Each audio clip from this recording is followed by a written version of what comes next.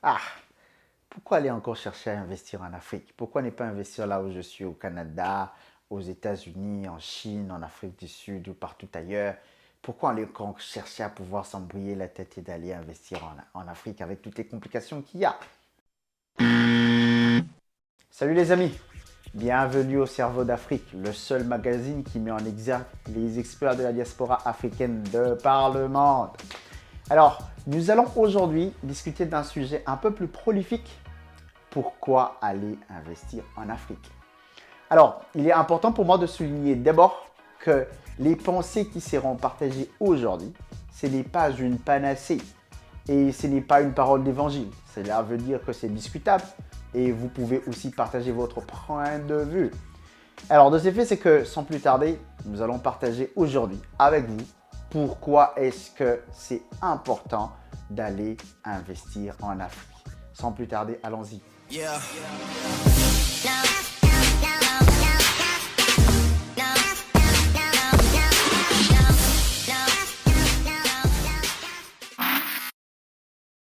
Pourquoi aller investir en Afrique?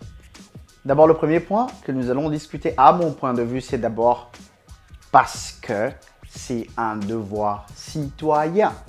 Pourquoi un devoir citoyen? Généralement, vous allez penser avec moi que nous tous, quand nous quittons l'Afrique pour venir à l'étranger, c'est que nous laissons derrière nous une famille, nous laissons derrière nous des frères, des sœurs, des personnes que nous essayons de prendre en charge.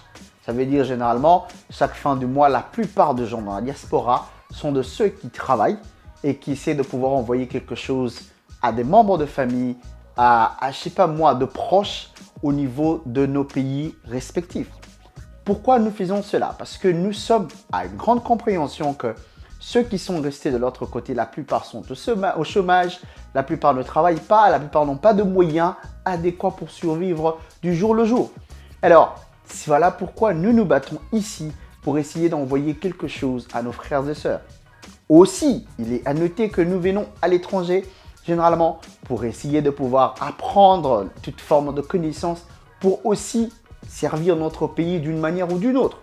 Alors, maintenant, la question quand il s'agit de pourquoi aller investir au pays, il est d'une grande importance de comprendre que c'est un devoir citoyen. Pourquoi? Parce que d'abord, il faudrait réfléchir d'une manière financière, c'est que pourquoi à tout moment envoyer de l'argent au lieu de créer de l'emploi de l'autre côté et permettre à nos frères et sœurs qui sont au chômage, au lieu de à tout moment dépendre de nous qui sommes à l'étranger, d'avoir cette possibilité d'avoir un travail, parce que même pour eux, dépendre à tout moment de quelqu'un qui vous envoie quelque chose quand vous devenez adulte, cela n'est pas une bonne chose.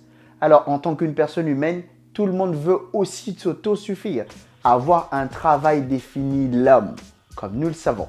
Alors, voilà pourquoi il est d'une grande importance de chercher aussi à mettre la main dans la pâte au lieu de toujours attendre quelconque politicien d'aller créer de l'emploi au pays. Je pense que nous, en tant que diaspora, nous pouvons aussi nous mettre ensemble et mettre la main dans la pâte, comme je le disais tantôt, et d'aller et trouver de voies et moyens pour investir, créer de l'emploi dans nos pays respectifs. Et cela va nous épargner à tout moment d'envoyer de l'argent. Quand vous avez un frère, quand vous avez une sœur, quand vous avez un proche ou une proche qui a son emploi, alors cela va vous permettre aussi de respirer, de faire vos épargnes ici parce que quelqu'un de l'autre côté qui, l'autre fois, vous dérangeait pour l'achat de quoi que ce soit, maintenant cette personne est un tout petit peu indépendante parce que la personne a de l'emploi. Alors voilà pourquoi il est d'une grande importance de pouvoir aller investir en Afrique. Premier point, comme je le disais, je pense que c'est un devoir citoyen. Deuxième point, investir en Afrique, c'est très facile. Mais je veux souligner, pas dans sa forme, mais dans le fond. Qu'est-ce que cela veut dire? C'est que généralement, investir en Afrique peut être un tout petit peu compliqué par rapport à nos lois, par rapport à des restrictions qui ne permettent pas vraiment l'épanouissement d'un business. Mais dans le fond, nous avons un champ très vaste d'investissement en Afrique comparé à des pays comme les États-Unis ou le Canada ou des pays en Europe, je veux dire, ou même en Asie, où nous avons atteint déjà le niveau de développement un tout petit peu élevé. Alors pour commencer à investir, c'est un tout petit peu compliqué, mais c'est possible, comme je le disais. Mais en Afrique, nous avons un champ très vaste d'investissement. Vous pouvez investir dans l'immobilier, vous pouvez investir dans tout le domaine possible parce que l'Afrique est très grande et le champ d'investissement est très vaste. Alors, il vous suffit seulement de pouvoir faire le choix de quel domaine d'investissement voulez-vous investir dessus et mettre votre argent. Allez-y, engagez-vous, faites des études comme il le faut et descendez et investissez. Donc, comme je le disais, le deuxième point du pourquoi aller investir en Afrique, c'est parce que le champ d'investissement en Afrique est vaste.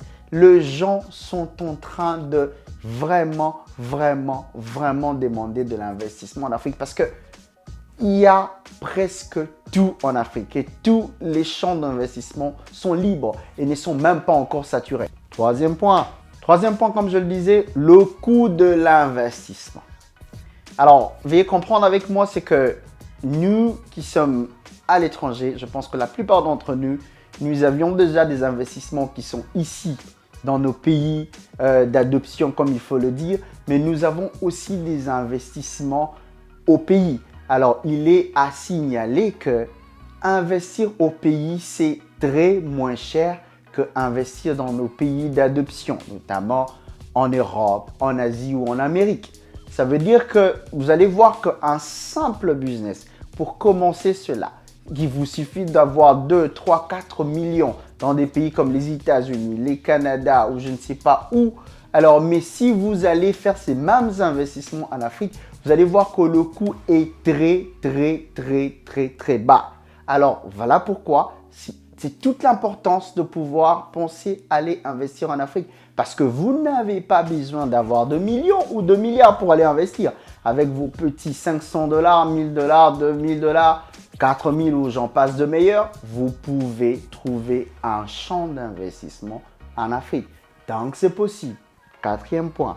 Le quatrième point, c'est la démographie. La population en Afrique. Généralement, c'est que, vous pouvez comprendre avec moi, c'est que il y a beaucoup de consommateurs en Afrique. Alors, déjà, vu que la démographie africaine est aussi élevée de l'autre côté, dans les mondes des affaires, ça, ce sont de très grandes opportunités. Parce que si vous allez vous trouver un champ d'investissement en Afrique, il faut vous dire que vous aurez beaucoup de consommateurs parce que la démographie africaine est aussi trop élevée. Alors, c'est aussi l'un des avantages vraiment inamovibles pour aller investir en Afrique. Ça veut dire que vous avez beaucoup et une très grande densité de la population de l'autre côté en Afrique. Et voilà pourquoi c'est une opportunité de business. Pensez-y. Cinquième point pour clore le MAC d'aujourd'hui, c'est le sentiment du service. Pourquoi le sentiment du service? C'est simplement parce que quand vous allez investir auprès de vos frères, auprès de vos sœurs au pays, vous avez le sentiment d'une grande joie. C'est vrai, nous pouvons investir ici. Vous allez voir des gens qui investissent ici, je ne sais pas moi, à l'étranger.